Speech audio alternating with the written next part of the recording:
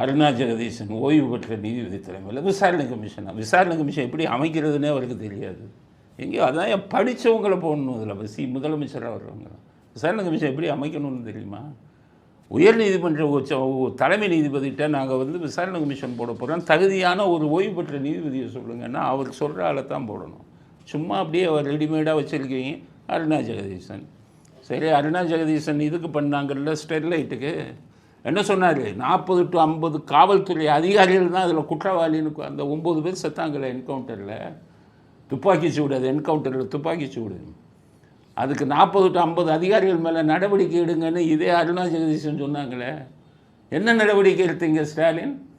என்ன நடவடிக்கை? அந்த 40-50 அதிகாரிகள் மேலே இன்னைக்கு வர நடவடிக்கை இல்லை. அவர்கள் அத்தனை பேருக்கும் பதவி உயர்வு கொடுத்தவர் ஸ்டாலின். நீங்கள்லாம் கமிஷனை மதிக்கிறாளா? இங்கே என்னாச்சு? ஆறுமுகசாமி கமிஷனு அதிமுக டைமில் அமைச்சாங்க. அப்போலோ ஆஸ்பத்திரியில் ஜெயலலிதா மரணத்தின் மேல் சந்தேகம் இருக்குன்னு அமைச்சாங்க. ஆறுமுகசாமி கமிஷன் என்ன சொல்லிச்சு? சசிகலாவை காவல்துறையை வைத்து விசாரிக்க வேண்டும்னு சொன்னார்ல, தூக்கி குப்பை தொட்டியில் போட்டீங்க. இன்றைக்கி வர சசிகலாவை காவல்துறை வச்சு விசாரிச்சிங்களா? உங்களுக்கெல்லாம் கமிஷன் அமைக்கிறதுக்கு அருகதையே கிடையாது. நீங்கள்லாம் ஒரு உங்களா எந்த முகத்தோடு போய் கமிஷன் அமைக்கிறீங்க? எல்லாத்தையும் கிழிச்சொல்வீங்களா நீங்கள்?